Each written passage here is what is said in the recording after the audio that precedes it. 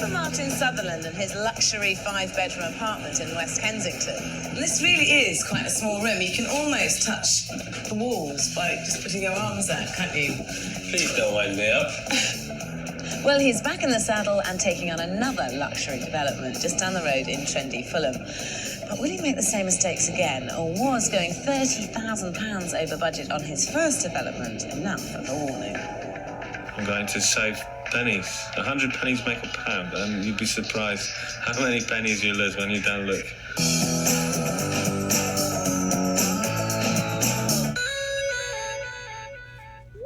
Take one man with no property developing experience, about £350,000, a rundown 3-bedroom flat that he wants to turn into a luxury 5-bedroom apartment, and you've got the makings of a very dangerous development.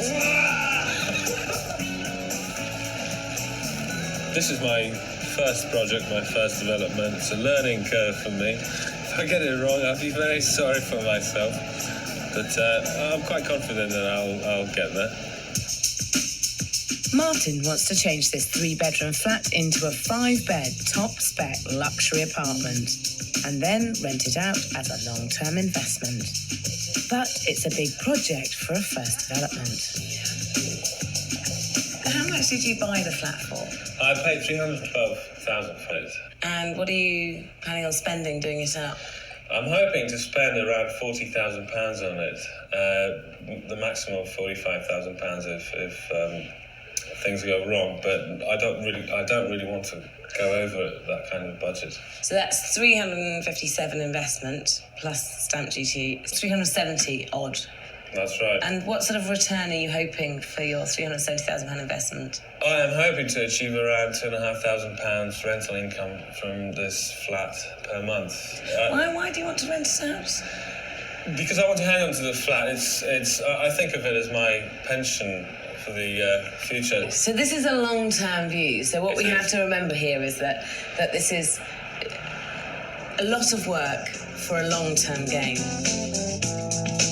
Martin used all his savings and borrowed the rest to buy the flat for £312,000. His budget is just £45,000 to do all the work. He's hoping to charge between £100 and £140 a week for the rooms, which will bring in a total of £2,500 a month. That's an annual 8% gross return, which is pretty good for this financial climate. See what?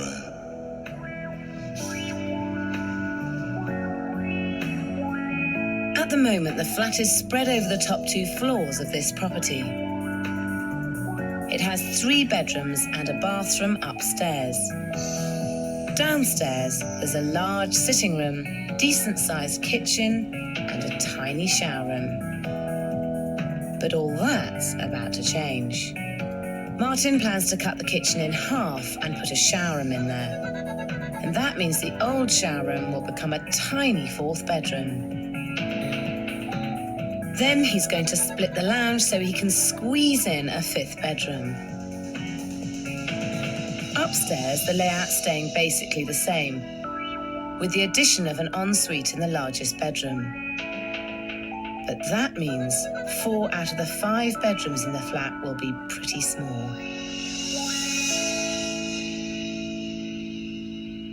So who are you planning to market the flat to? I'm hoping to rent it out to young professionals who are willing to pay that little bit extra for the creature comforts for luxuries.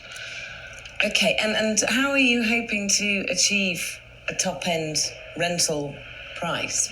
Presumably with a top-end finish, is it? That's right, by spending money on luxury products and luxury interiors such as very good bathroom fittings, very nice designer tiles, a nice kitchen, that kind of thing. To be able to rent this flat to corporate clients, Martin will need to have a luxury finish. But that won't be enough unless everything else is right too. And this is an incredibly small bedroom. Who's it going to be for? Who's this bedroom marketed to? Is this another professional? Yes, it's a kind of a person who's a socialite who doesn't spend much time at home, who comes back home basically. Someone who doesn't live here and just pays rent. Good idea. If you know any tenants who just pay rent and don't live there, they can all come and live with me. Well, people are quite busy these days. They tend to spend a lot of time outdoors, and I imagine there are people who basically work hard and spend most of their life working and then socialising. But then why would they pay someone like that pay top whack rent? Because for that short period of time when they come home, they want to come home to a place where they've got a luxury, when they can... But they haven't got luxury because it's a tiny bedroom. I was hoping you wouldn't say that. And it isn't only the bedroom that seems small in Martin's new layout. Even the kitchen is going to be a little cramped. So you end up with this space. You're going to end up with an internal bathroom and this, I think that looks a really uncomfortable small kitchen for a 5-bedroom flat. Isn't the size of the kitchen, it's the proportions and the fact it's going to be in this dark, dingy hole over here. It won't be dark, it's got a nice big window, I think. My worries really with your plans are that it doesn't really go, a 5-bedroom flat and top-end young professionals flat. People who are going to pay top-end prices for a top-end finish don't want a 5-bedroom flat. And even if they do, they're going to want big, well-proportioned rooms. And I think you'd be better off making a really well-proportioned 3-bedroom flat than shoehorning lots and lots of bedrooms into the same space and ending up with 1 decent bedroom and 4 tiny box rooms. It worries me what he's saying, and I can only say to that my gut feeling is that hopefully you're wrong and I'm right. I think Martin should keep this as a 3-bedroom flat, which could easily be made to appeal to exactly the type of people he's aiming at. And because he could charge more for each room, it would end up earning him about the same rent. On the top floor, there would be 2 decent-sized bedrooms, each with their own ensuite. On the floor below, I'd turn the sitting room into an open-plan kitchen and living area, which is perfect for the young professional market. The kitchen then becomes another really good-sized bedroom. And I'd turn the old shower into a state-of-the-art wet room. So you'd end up with 3 good bedrooms, 3 bathrooms, and a good living space. I think this would earn as much money, be easier to let, and be better looked after. Well, I disagree with you because I think that end of the market is very competitive. I think there's a lot of flats, 3-bedroom flats on the market that are quite cheap. And in order for me to maximise the income, I need to put in 2 bedrooms. But then again, I may be wrong, and I'll be very sorry for myself if I do get it wrong. Martin's target market certainly do live in the area. You only have to walk to the high street to see the signs everywhere. There are tons of cafes, restaurants and bars. It's got great transport links into central London and the city, and it's easy to get out of town. But to attract them, you have to have an absolutely top-end finish and keep it that way. And that certainly doesn't come cheap. If someone said to me, how much would it cost to turn a split-level 3-bedroom flat into a 5-bedroom flat and refurbish it for a top-end market, I would have thought 45,000 was very low, including all the costs. It's going to be a big challenge. Although £45,000 may sound like a lot, I don't think it's enough for what Martin's got planned. He's allowing £27,800 for the building works, £6,000 for the 3 bathrooms, £2,500 for the kitchen, £3,700 for all the carpeting and furniture, and £5,000 for contingencies. This brings the total to £45,000. Martin's hoping to keep costs down by overseeing as much of the work as he can himself. But he's already running his own import business, and I don't think he realises just how tough it will be.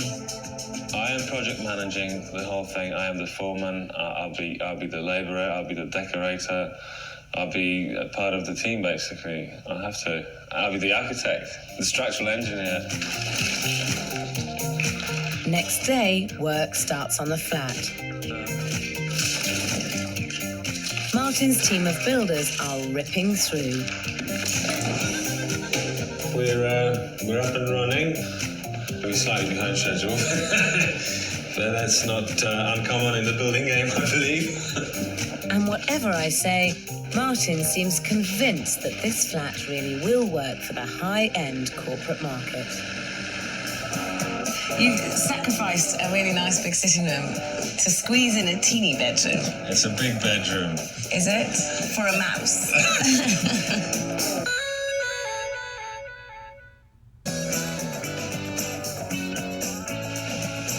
Martin Sutherland's used his entire pension savings to pay for his first development.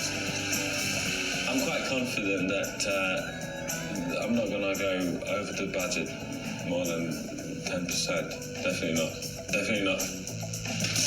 He started work 5 days ago, and I think he's making a big mistake. Martin wants to transform a 3-bedroom flat into a luxury 5-bedroom apartment before renting it out to the top-end young professional market.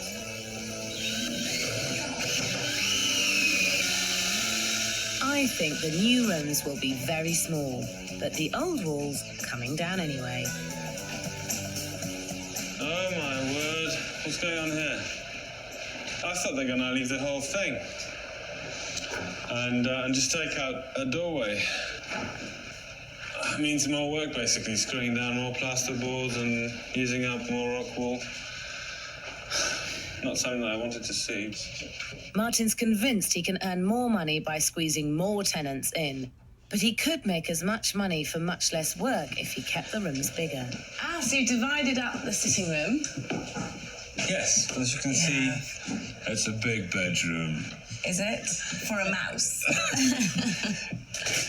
I think it is quite big. I think the thing is, it's about compromise, isn't it? And you've compromised a big sitting room to have this small bedroom and to have a tiny bedroom down there.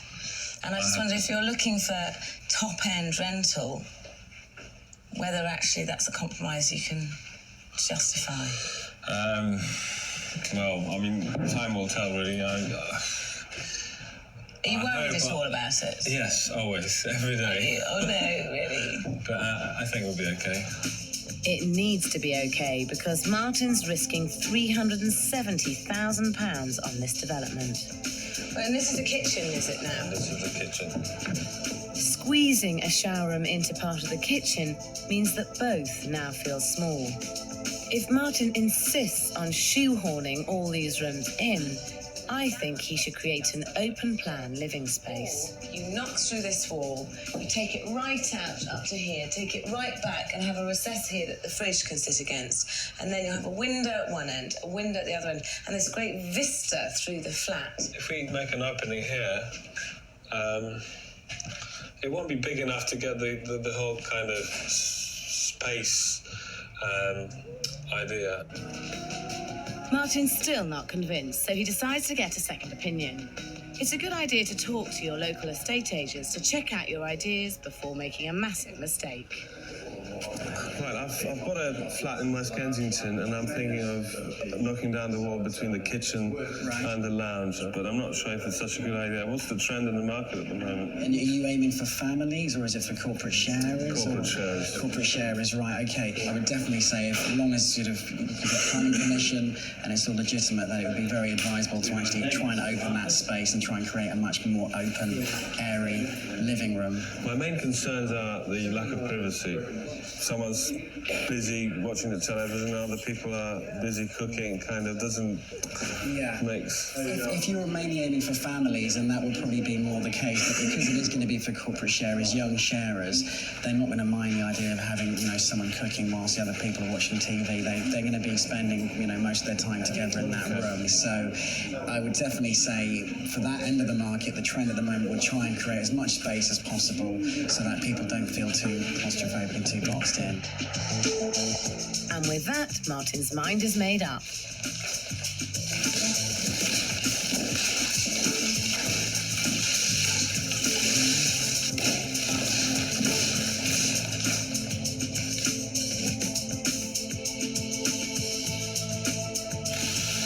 The two rooms are knocked together, which Martin agrees is a real improvement. I think the effect which I've achieved is great. It's brilliant because it just makes the whole place much bigger. I've no idea how much extra it's going to cost me. The builders are very evasive. They said, "Oh, don't worry about it, we'll talk about it later." But I know it'll be painful. Yeah, it'll cost a few quid.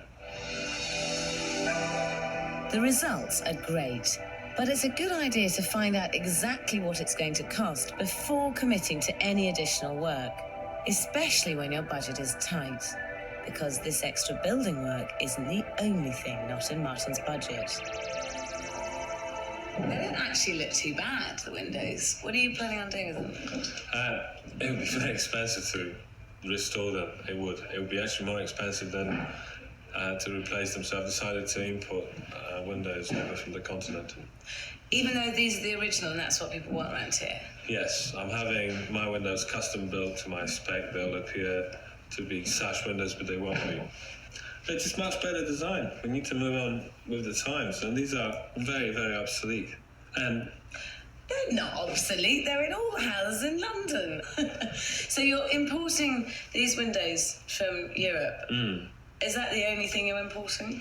No, actually, I'm getting over a lot of stuff.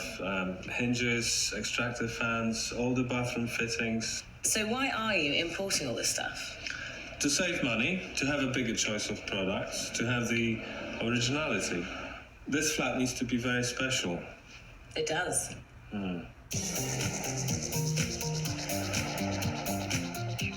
2 weeks later, Martin's windows arrive from Eastern Europe.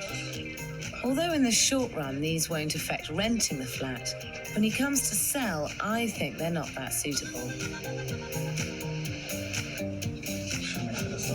There you go, you can wash them. This one I'm on about. Fantastic soundproofing. It's brilliant. As a general rule, if you do need to replace windows, then look at the other properties in the road, because in some areas people will pay a premium for double-glazed UPVC units, whereas in others it's original sashes or nothing. Martin should be sticking with the sash windows because they're right for the area. And these ones have just cost £4,500. That isn't in his budget. Your initial budget was £45,000 at a maximum you were going to spend on the flat. Yeah. Do you think you're still within that figure? It's escalating daily. So how much do you think it's going to cost now? Excluding the floor, and I haven't... Originally, I've thought of carpeting the floor, but I'm going to probably put a parquet flooring or some kind of wooden floor. Probably around 52,000. Right. So that's quite a bit over, though, isn't it, really? Yeah. Do you think that you'll be able to stick at the £52,000? I should hope so, but I'll be skimping on kitchens and stuff. Do you still expect to get £2,500 a month for the flat? Oh, more. Yeah, definitely. So, yeah, it's quite serious. And the estate agent said to me, "Oh, just give it a lick of paint and rent it out to whoever wants it." And why didn't you do that? I don't know. It's now personal. It's not business anymore. Now it's Yeah. gotta be right. Yeah, it's my baby. I need to. Oh, you got personal. That's a golden rule. No. This is property developing, and it's all about money. If you don't stick to a budget, at some point you will end up making no money at all. So I think you have to decide, if 52 is the figure, 52 it has to stay. That's the absolute feeling. But in fact, Martin's costs just keep on escalating. I've gone over the budget so much so that I did have to consider charging more rent, basically, in order to recoup. I'll probably raise the price, rent to £2,700 maybe, 2,728. Hey Martin, wake up and smell the coffee. We'll see.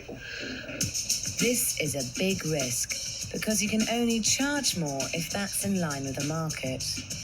When you're property developing, it's crucial to watch what's happening to the market to make sure you can still get the return you're expecting. If Martin had been looking, he'd have seen this property a couple of roads away for £2,500 a month. That's £300 less than Martin wants. But it has 3 big bedrooms, one with ensuite, kitchen diner, and a decent-sized living area. For the same as Martin's asking, there's this luxury apartment with huge sitting room, 4 large bedrooms and 3 en-suites, all with balconies overlooking the Thames. And you get free membership at the gym.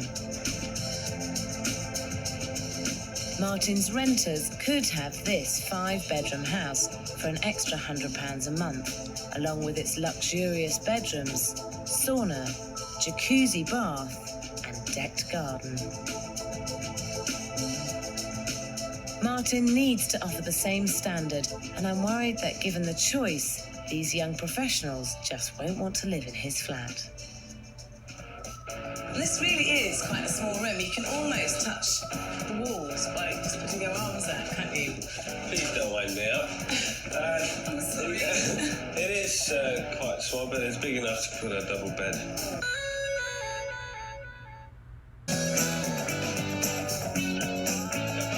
First-time developer Martin Sutherland's converting this 3-bedroom flat into a luxury 5-bedroom apartment. 5 bedrooms is much better than 3, I believe. He hopes to rent it out as a long-term pension investment. He's invested all his savings and he's already thousands of pounds overspent. And I'm worried the people Martin wants to let to won't want to live in this flat.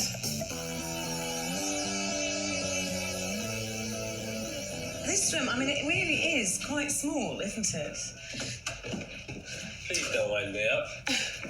I'm sorry. It is quite small, but it's big enough to put a double bed. Martin can rent these rooms, but not to the people he wants for the price he wants. The thing is that I really feel that if you're going to have 5 sharers, they're not going to be top-end professional renters. They're not going to want to rent a flat when 3 of the 5 bedrooms are really small.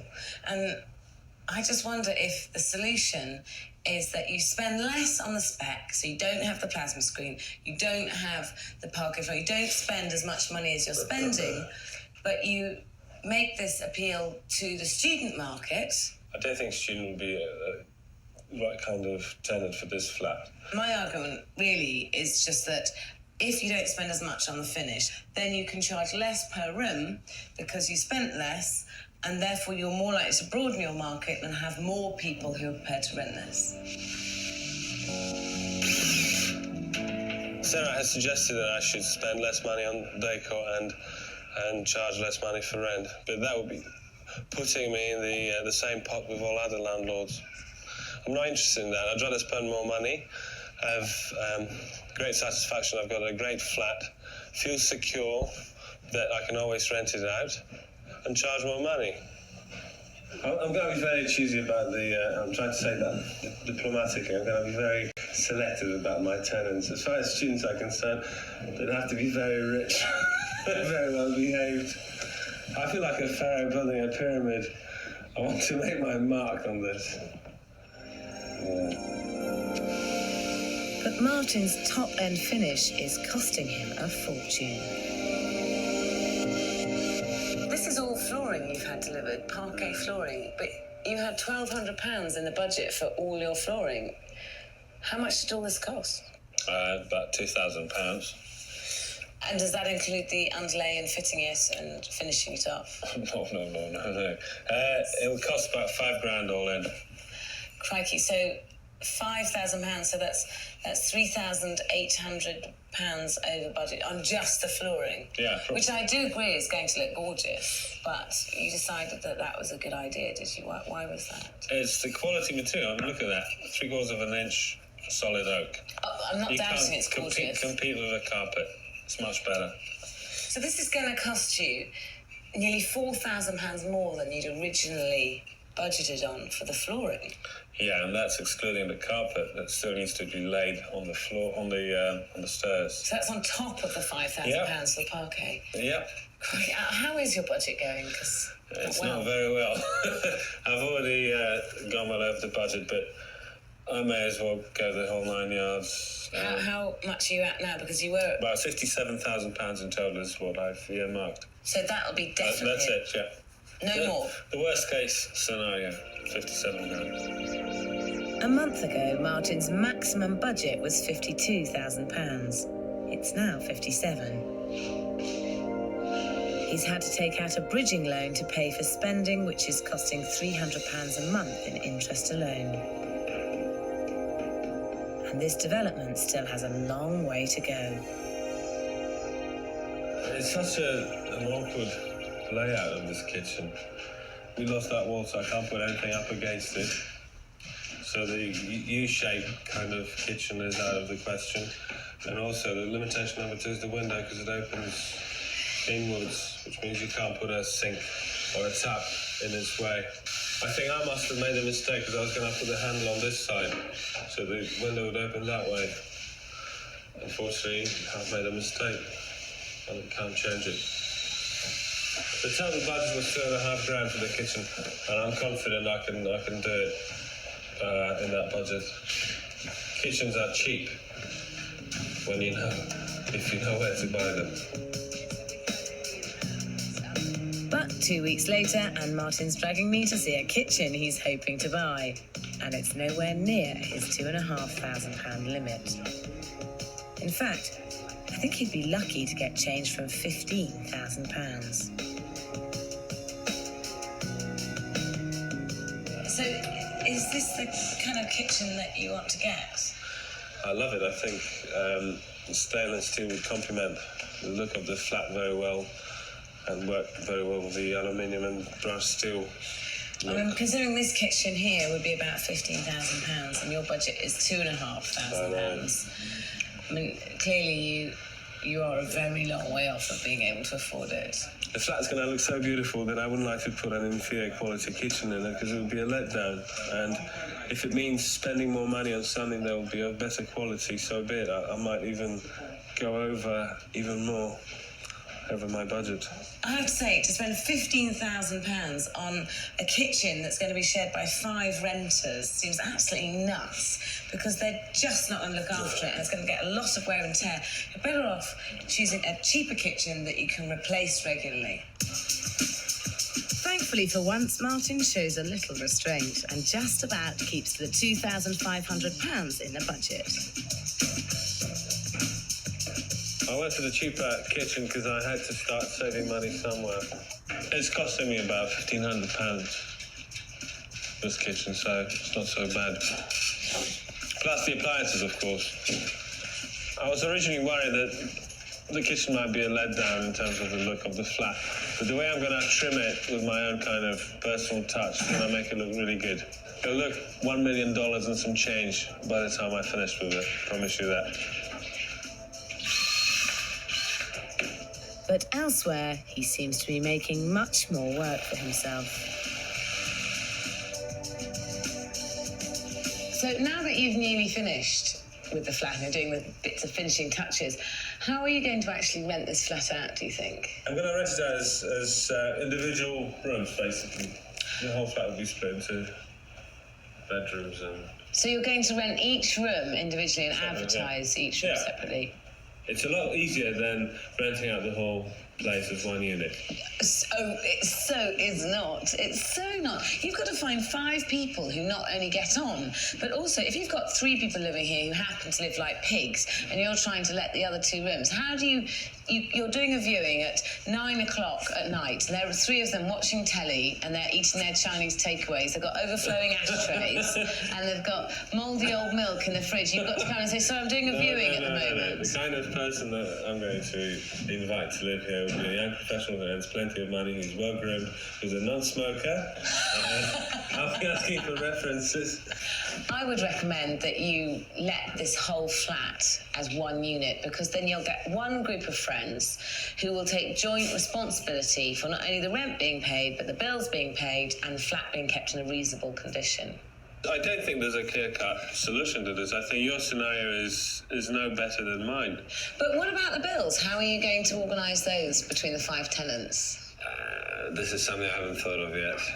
It's kind of, I'm brushing it under the carpet for the moment. It would seem to me there's quite a lot of things that you haven't really quite thought of. No, yet. this is the only thing I haven't thought of. Okay. With the project so overspent, Martin wants it finished and on the market, and the builders are working around the clock to get it done.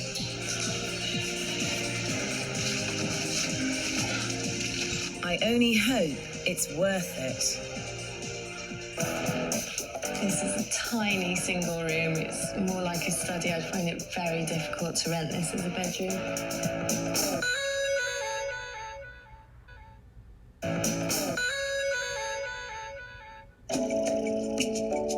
After 4 months of hard work and a lot of stress, Martin Sutherland has transformed this run-down 3-bedroom flat into a 5-bedroom high-spec apartment.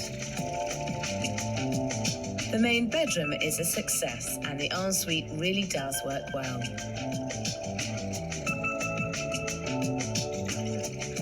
The other bedrooms are very small, though, and have practically no storage, which you might get away with for a sale, but will be difficult for long-term rental. The whole flat does have a fantastic finish. And I'm pleased that in the end, Martin decided on an open-plan living space, which does make these 2 rooms feel much bigger. But the other rooms do feel very small. Now, we're in the room that you created by cutting a piece off the sitting room and making this into a bedroom. And I mean, it does have everything you could need in it. It's got a wardrobe and it's got a double bed, but it's very awkward. You've got these windows that you spent an extra £4,500, which wasn't in your budget on, which you can't actually open. And to get across, you have to crawl across here, and then to open them, you have to, well, you can't open it because the pillows are in the way. Thankfully you can't, because you'd fall out. It would be a health and safety problem. So you can't open the window? If you really want to have it open on a hot summer's night, you just pull away the bed from the wall, and then you open it. Okay, your cushions, your pillows will fall, but hey, you'll be cool. Right. Even creating the new shower cut the kitchen in half, and although both look great, they are quite small. I'm pleased Martin bought the cheaper kitchen, and his personal touches have really finished it off. What's really effective here is you've got this fantastic vista from one side of the flat to the other. And one of the issues with design is if you can see space, it feels bigger. And that's what you've achieved here. It feels great. Yeah, I'm glad I followed your advice on that one and opened up the kitchen. You put this wall in to divide this room in half. So you've got the shower room in half of the room and the kitchen in the other half. Do you not think it's actually quite a small kitchen for 5 sharers? I don't think there'd be a problem, and you make it sound as if they're all kind of grumpy individuals who don't talk to each other. I'm sure it'll all fall into place very easily. Are you going to make rules for the tenants who live in this flat as to who pays for the bleach, who cleans the floor? No. If you don't organise that and give them rules, how are they going to arrange it? How do hippie communes work? The same way. People will have to share things and come to agreement. It's a beautiful ideal, but people aren't quite as beautiful as that. I am an idealist, anyway. You are. Martin has spent a lot on this development financially and emotionally, and I hope he's pleased with the result. So now it's all finished. Have you actually enjoyed doing this project? No. I enjoy designing things. I hate the building work, the dust, the mess, the stress. arguing with the builders over this or that, things going wrong. Well, it brings me to the budget, because there's no denying this flat looks fantastic, and nobody could question that. But you were planning on spending £45,000 maximum doing the building work, plus fees. And you've ended up spending 75. And the question is, was it worth it? The detail here is incredibly high. I mean, if you look, all the skirting boards are mitered exactly. There's no gaps anywhere. There's no cracks. It's perfect. And I'm thinking, well, I'm not going to live in it myself. What's the point?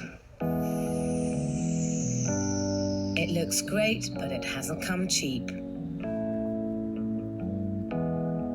His labour and materials increased from £27,800 to a massive £47,000.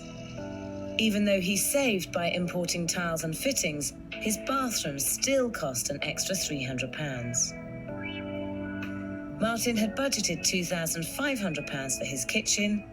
It cost £2,650. But he'd only allocated £1,200 for flooring. This cost £5,250. Furnishing the flat went from £2,500 to £8,650. His windows were an additional £4,500 that wasn't even in his budget.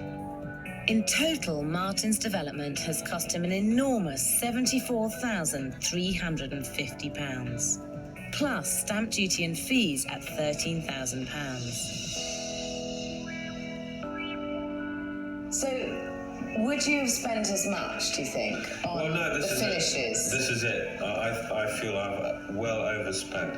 Martin wants to rent this flat for a total of £2,800 per month to young professionals. But will they pay what he needs?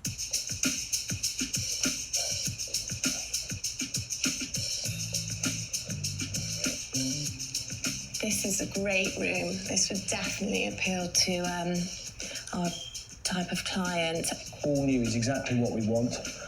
What I would actually say is basically if the kitchen had been a fraction bigger. I don't think this flat would appeal to the type of client I have looking for that specification, purely because they would have to be sharing with 4 other people. Master bedroom is actually fantastic size. Unfortunately, the other 3 to 4 bedrooms are very, very small. Trying to get people actually into them is going to prove a bit of a headache. I don't think we've got clients that would want, at the professional sort of sharing level, would want to share with 4 other people. I would put this flat on the rental market at £2,100 a month. For the flat, I think I would get £2,400 per month. I think I could let this property at £2,500 a month. This is a blow because Martin's been determined to rent the property to the young professional market. But he still could make a profit if he sold. We did actually get some people also to value the property for sale, and they said that there was an average of about the figure of £430,000 they felt it would be worth. Would you consider selling it at £430 then? No, because I'd make no money at all. By the time we've added all the building works fees and the mortgage and the stamp duties and all that, I'd probably make 10 grand. Not for 4 months of hard labour. No. So you're going to hang on to it? I'm going to hang on to it, yeah, definitely. So Martin takes matters into his own hands and decides to let the rooms out individually to anyone prepared to pay the rent. Oh yeah, there it is. West Kensington, West 14. Architect newly designed deluxe 5-bedroom maisonette with plasma TV, ADSL, sky, 3 limestone bathrooms. A week later, and he's let them all, though not to the people he'd originally been hoping for. One guy is French, one girl is Australian, one girl is Italian, and 2 guys are English. And are they young or old? Yeah, they're all kind of 20, 24. So they are the kind of just left college, it's their first home sort of age. Yeah, that type of people age. who like to be pampered once they've left home. I think they're people who like to have wild parties. I don't mind, as long as they look after the property, no problem at all.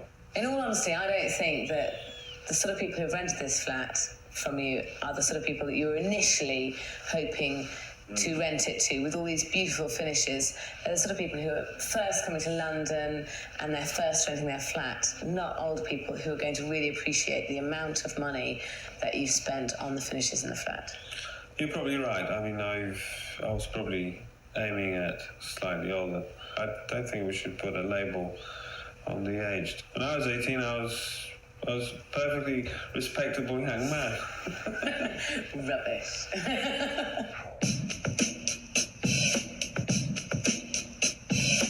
Martin's now been a landlord for 18 months, and I wonder if those tenants turned out to be as sweet and innocent as he was hoping.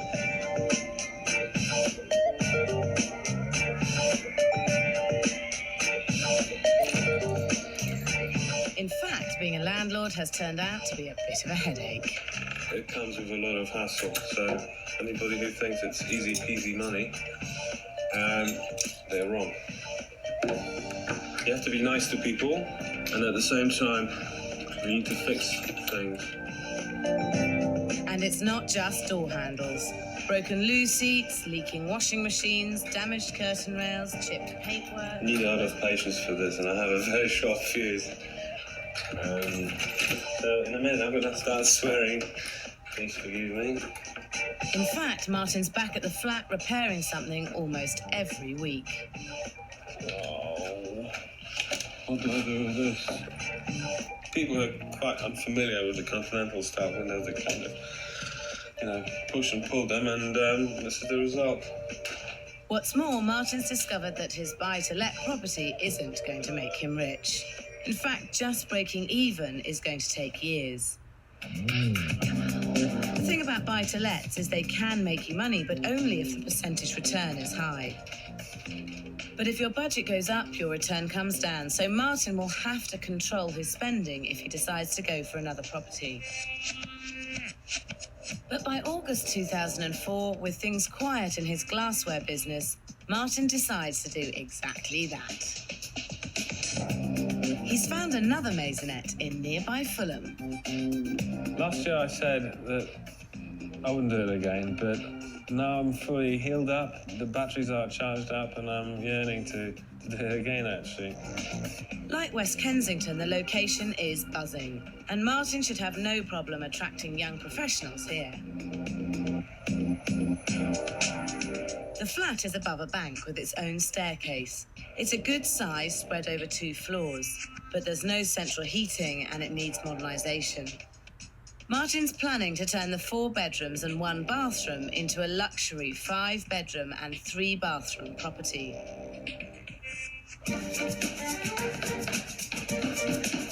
In October 2004, work starts. This time, he seems to be thinking more like a developer. I did make a mistake with Charlotte Road. I went over my budget, but this time I'm going to keep a very close eye on it, basically. I'm going to become a Scrooge, basically.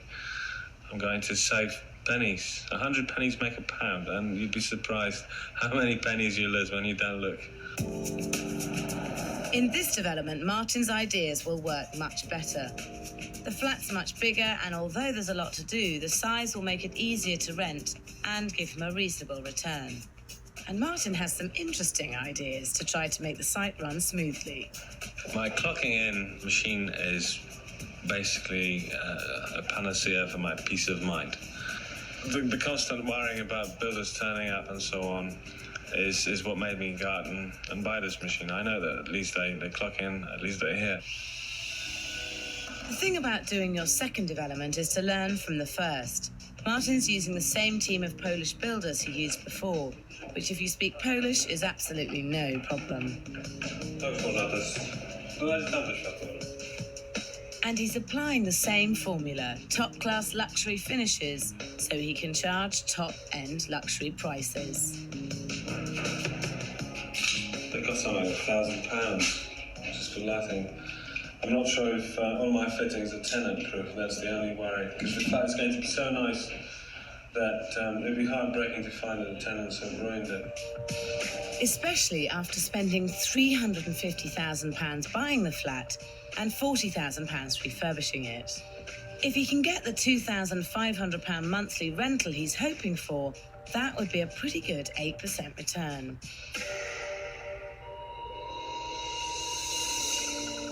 Finally, 6 months after work started, the flat is ready for rental. The living space is unrecognisable. Once again, Martin's gone for a basic kitchen, but given it his own style with designer handles and lighting. The living room has been turned into a gadget lover's dream, with plasma screen, inbuilt speaker systems and mood lighting. The question is, have Martin's high-quality design ideas once again overshadowed his business plans?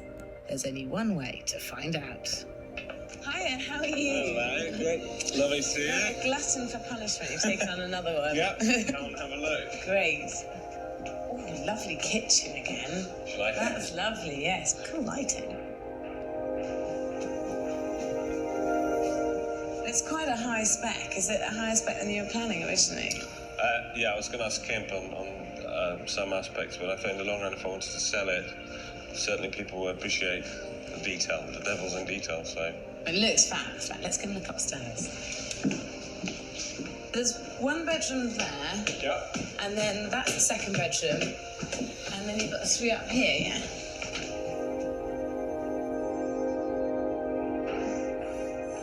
Gosh, this is a big room, and you must have 25% more space than you did in the last development. I'd say about that, yeah. Yeah, and the same number of bedrooms. And you've gone to town on the bathrooms, and they're very high specification. I love my bathrooms. I spend no expense on bathrooms. All three bathrooms come complete with power showers, designer fittings, and even lighting that you can program to suit your mood. Having larger bedrooms and more luxurious bathrooms is likely to end you up with a more mature tenant and therefore probably a more reliable tenant. That's exactly the kind of tenant I'd be aiming at. So that's what you're going for this time round. Hope so. Cool. If Martin can get reliable tenants, his flat is less likely to suffer from heavy wear and tear. Welcome relief after the high maintenance at development number 1. So, when did you last go to the property? 3 days ago, I've just let another room. And before that? About a week before, I had to fix some door handles. About 2 weeks earlier to fix some curtains. Okay, so you're basically there once a week, once every 10 days. You're there doing something to the flat. Yeah. Did you realise it was going to be as hard work as it is? Well, basically, being a landlord is not money for old rope. It's hard work, and at times I'm really, really tired of it. So what are you going to do with this flat? This time, I'm going to rent it as one unit. It'll be easier for me in terms of management. Martin may have learnt that it's easier to rent a property as one unit, but there are other lessons he's chosen to ignore. So how much did you reckon that you were going to need to spend on this project? Originally, I'd planned to spend £40,000. And what did you end up spending? About 67, 68. Well, you spent a similar amount on the last development, and actually, I would say that it's your estimated budget that's wrong. You know, you get ambitious halfway through the project and you think, maybe I should not skimp on certain fittings and may as well spend maybe 10-15% extra on those and improve the look. And tell me, what does the future hold? What's the next plan? I'm going to probably do up another property, but if I buy something this time, I'll do it up and sell it. I'm not going to let it. As I said, I don't really enjoy being a landlord, so 2 properties is enough, I think. In the current market, buy-to-let is a tough game, and you have to be really committed to succeed. So Martin has made a wise choice to quit while he's ahead. But whatever property ventures the future holds, the experience he's gained on these 2 flats will be invaluable.